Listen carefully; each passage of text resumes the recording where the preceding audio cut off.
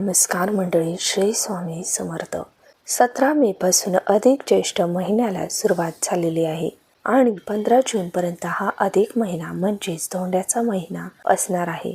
अधिक महिन्यालाच मलमास पुरुषोत्तम असे सुद्धा म्हटले जाते. अधिक महिन्याचे स्वामी हे श्रीहरी विष्णू आहेत. स्वतः श्रीहरी विष्णूंनी अधिक महिन्याला पुरुषोत्तम हे नाव दिलेले आहे. अधिक महिन्यामध्ये पूजापाठ, व्रत वैकल्य, उपासना, अनुष्ठाने, पारायणे, दानधर्म केल्याने अधिकाचे फळ प्राप्त होत असते. 3 वर्षातून एकदा हा अधिक महिना येत असतो आणि या अधिक महिन्यामध्ये आपण बऱ्याच गोष्टी पारंपरिक पद्धतीने करत असतो. जसं की या अधिक महिन्यामध्ये लेक जावयाचं धोंड जेवण केलं जातं. जावयाचा मानपान केला जातो. आई आपल्या मुलीला जोडवी करत असते आणि विवाहित मुलगी सुद्धा आपल्या आईची ओटी भरत असते. त्याचप्रमाणे सौभाग्यवती महिला या अधिक महिन्यामध्ये नवीन जोडवी करत असतात. जुन्या जोडव्यांमध्ये भर घालून ही नवीन जोडवी केली जातात. त्याचप्रमाणे अधिक महिन्यामध्ये सुवासिनी पूजन, सौभाग्यवतींचा मानपान याला सुद्धा तेवढेच महत्त्व आहे. या अधिक महिन्यामध्ये अधिक महिना संपेपर्यंत एकदा तरी आपल्या नंदेला सुद्धा आपल्याला एक वस्तू घ्यायची आहे, ज्यामुळे विष्णूसह माता लक्ष्मीचे आशीर्वाद आपल्याला प्राप्त होतील. आपल्या घरामध्ये सुख समृद्धीमध्ये वाढ होईल.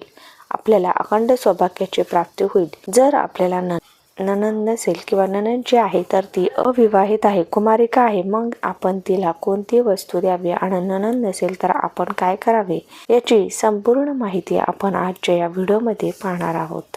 अधिक महिन्यामध्ये आपले सासू सासरे त्यांच्या लेक जावयाचा मानपान करतात.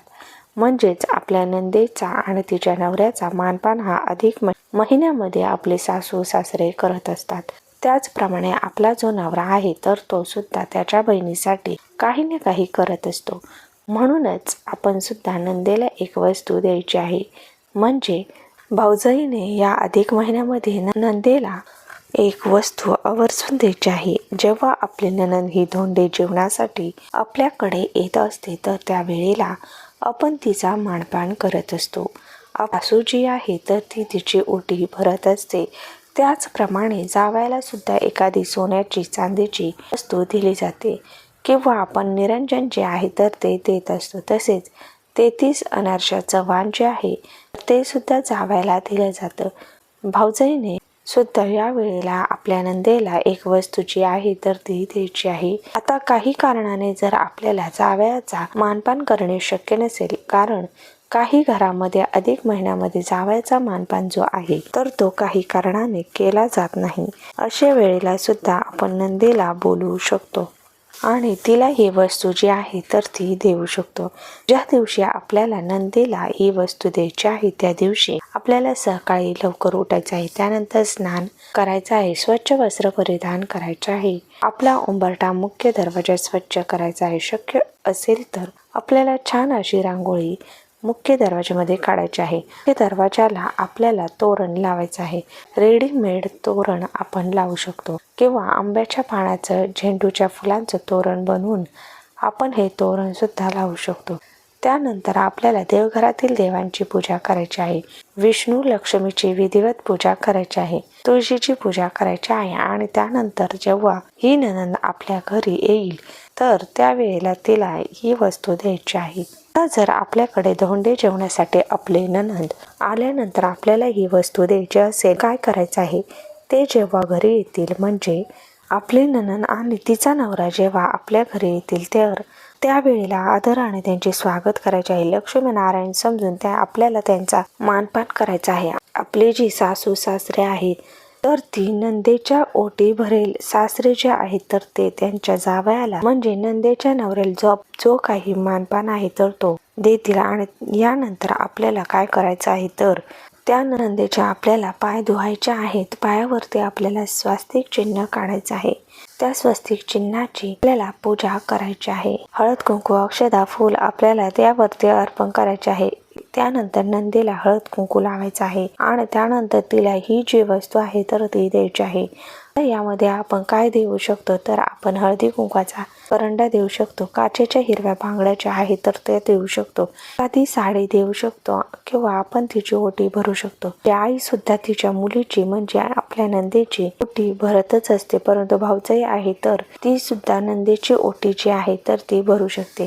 त्याचप्रमाणे आपण एखादी वस्तू सुद्धा देऊ शकतो किंवा छोटीशी नथ जी आहे तर ती आपल्या नंदीला देऊ शकतो किंवा आपण बांगड्या ज्या आहेत तर त्या नंदीच्या हातामध्ये सुद्धा भरू शकतो. कारण या अधिक महिन्यामध्ये नंदीच्या हातामध्ये बांगड्या भरण्याला सुद्धा तेवढेच महत्त्व आहे. किंवा आपण एखादा छान मोगऱ्याचा गजरा जो आहे तर तो आपल्या नंदीला देऊ शकतो किंवा 33 केळी आपण नंदीला देऊ शकतो वा इतर फळे जी आहेत तर ती देऊ शकतो. त्याचप्रमाणे छोटासा रुमाल, एखादा स्कार्फ देऊ शकतो, कापूर, अगरबत्ती, पूजेची एखादी वस्तू सुद्धा आपण आपल्या नंदीला भेट म्हणून देऊ शकतो. अशा प्रकारे जी वस्तू आपल्याला देणे शक्य आहे तर ती वस्तू आपल्या नंदीला आपल्याला द्यायची आहे. खास करून 16 जे सौभाग्य अलंकार आहे तर त्यापैकी एक वस्तू द्यायची आहे.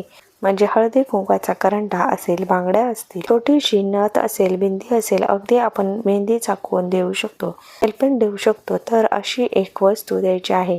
नंतर आपल्याला आपल्या नंदीच्या पाया पडायच्या आहे. लक्ष्मी स्वरूप मानून आपल्याला तिला नमस्कार करायचा आहे आणि आपल्या घरामध्ये सुख समृद्धी नांदावी म्हणून आपल्याला प्रार्थना करायची आहे. अधिक महिन्यामध्ये नंदीचा मानपान हा सुद्धा विशेष मानला जातो. ज्याप्रमाणे लेक जावयाचा मानपान खास आहे त्याचप्रमाणे नंदीचा सुद्धा आपल्याला मानपान जो आहे तर तो या अधिक महिन्यामध्ये करायचा असतो. पण जे काही जेवण बनवतं त्यामध्ये धोंडे जे आहेत तर ते आवर्जून बनवले जातात. नंदीला सुद्धा आपल्याला धोंडे जे आहेत तर ते जेवायला घालायचे आहेत. आता आपली नणंद जी आहे तर ती कुमारिका असेल, अविवाहित असेल तरी सुद्धा आपण अधिक महिन्यामध्ये एखादी भेटवस्तू तिला देऊ शकतो. जसं की छोटासा रुमाल, छोटीशी पर्स असेल किंवा बांगडे असतील तर अशी एक वस्तू आपण आपल्या अविवाहित नंदीला सुद्धा देऊ शकतो. कारण या अधिक महिन्यामध्ये दान धर्माला खूप महत्त्व आहे. त्यामुळे आपण अन्नदान, वस्त्रदान, त्याचप्रमाणे दीपदान या गोष्टी या अधिक महिन्यांमध्ये करत असतो. आणि आपण नंदीचा जो मानपान करतो तर तो म्हणजे आपल्याला लक्ष्मीचा मानपान करायचा असतो. एखाद्या सौभाग्यवतीचा आपण जसा मानपान करतो किंवा आपण या अधिक महिन्यामध्ये सुवासिनी पूजन करतो, 1, 5, 7, 11, 33 सुवासिनींचं ज्याप्रमाणे पूजन करतो त्याचप्रमाणे आपल्याला नंदीचा सुद्धा मानपान करायचा आहे. आणि धोंडे जेवण्यासाठी जेव्हा आपल्या घराचे लेक जावई म्हणजेच आपली नणंद तिचा नवरा जेव्हा आपल्याकडे येईल त्यावेळेला सुद्धा आपण नंदीला ही वस्तू देऊ शकतो. जर आपल्याला नणंद नसेल तर आपण आपल्या मैत्रिणीला किंवा कोणत्याही एका सौभाग्यवतीला घरी बोलून पूजन करू शकतो. तिला भेटवस्तू ज्या आहेत तर त्या देऊ शकतो.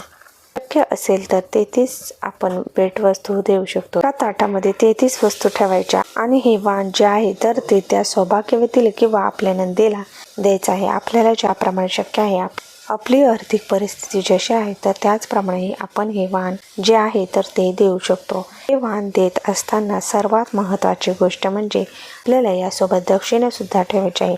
कोणतीही वस्तू देताना त्यासोबत आपण 1 रुपया का होईना परंतु दक्षिणा द्यायची आहे. आणि 11 रुपये, 21 रुपये, 51 रुपये सुद्धा आपण देऊ शकतो. म्हणजे जे काही आपण पैसे देतो तर त्यावरती ती वस्तू आपल्याला ठेवायची आहे आणि आपल्याला वाण म्हणजे नंदीला द्यायची आहे. धन्यवाद.